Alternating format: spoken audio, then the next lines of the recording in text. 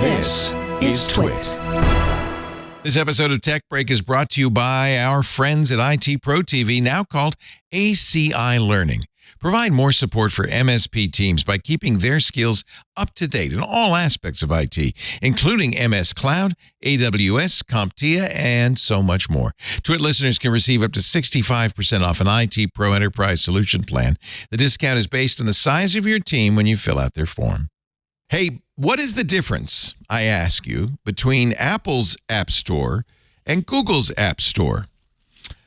Well, according to the jury, there's a big difference. Epic, as you know, sued both Google and Apple over the App Store. Apple beat them in court, but a San Francisco jury yesterday ruled in favor of Epic and said that, in fact, the Google App Store acted unfairly as a monopoly. Big victory. Now, I guess this will be appealed for the next 100 years, but big victory for Epic in court. Why did they win here and not win? Was the Apple one in front of judges, or was it in front of the Apple judgment was in front of one judge. This was in front of a jury, so that's one factor. Interesting.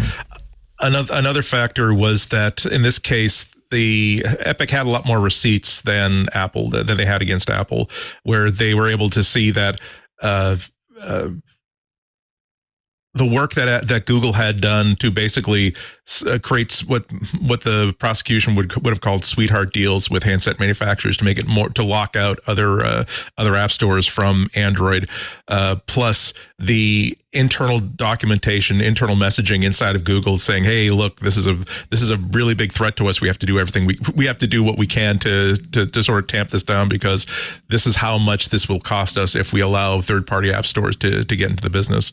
It was a full sweep. It was pretty much the opposite of the judgment against Apple. The jury basically agreed with every single one of Epic's complaints, and so next week the judge starts to decide like what punitive action might be taken.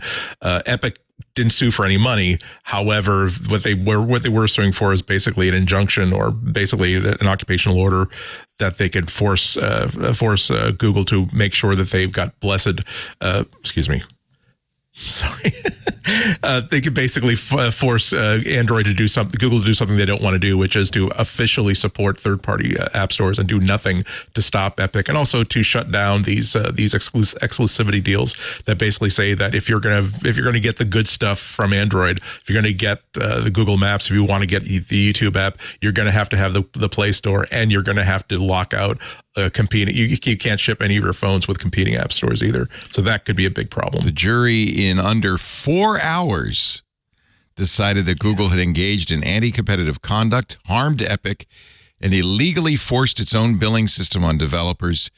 Tim Sweeney, CEO at Epic, said, "The dominoes are going to start falling here. The end of 30% is in sight."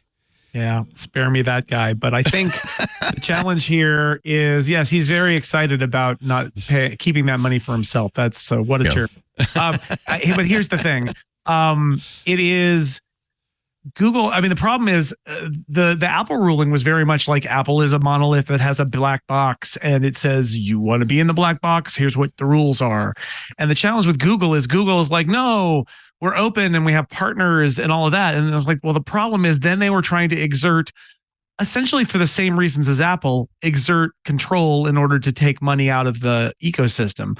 But the difference is for Google, it was starting from a position where it wasn't exerting that power, and then entering into the exertion of that power, and then doing things like, working with different phone makers, as Andy said, to sort of squeeze them on things like, you've got to accept this if you want to have that. You got to take if you want apps, you got to take the in-app purchase rules.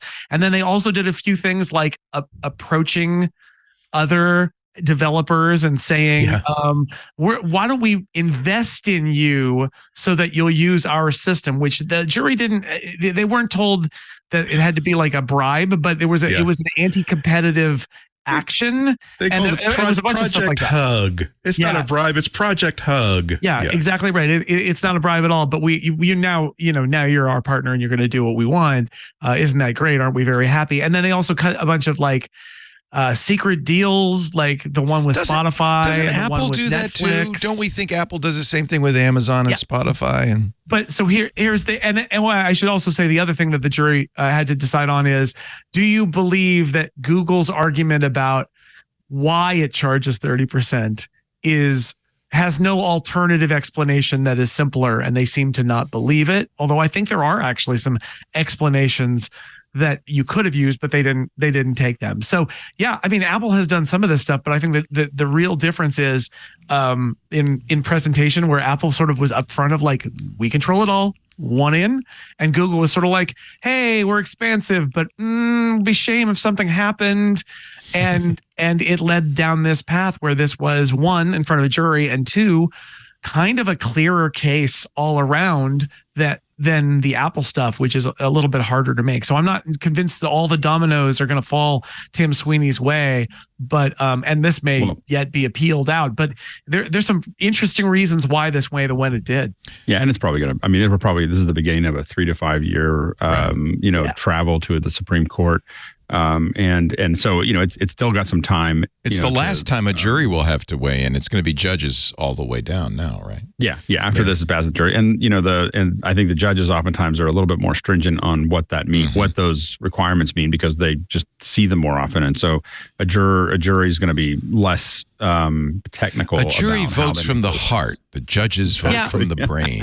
It's true, but one of the key antitrust issues here, which is really interesting, is what I mentioned before, the idea that, and Annie mentioned it, that if you want to get the Play Store, so as a phone maker, if you want apps on your platform, you have to take the billing system that Google wants you to take, and that's called tying. And the idea there is, if you have complete control over this, which is the distribution of Android apps functionally, even though we can argue there are lots of other ways to get things on and there are other app stores, but if you view that they're tying this to this other thing in order to make money, it hits the antitrust bell, right? Like the siren goes off then. And the jury looked at this and they said, yeah, the siren goes off. And it is an example where Google, I mean, there's no doubt Google is using its clout as the owner of the Play Store to get everybody to use their in-app purchase system. Now, is that any different from Apple? Only in the sense, again, I feel like that Apple comes with its black box and says, would you like to live inside our universe? And Google, because of the way they've structured Android, has a bunch of different partners and a bunch of different things, and has retroactively built some of this where they used to let you have more freedom, but now they don't let you have as much. And it was a harder argument to make.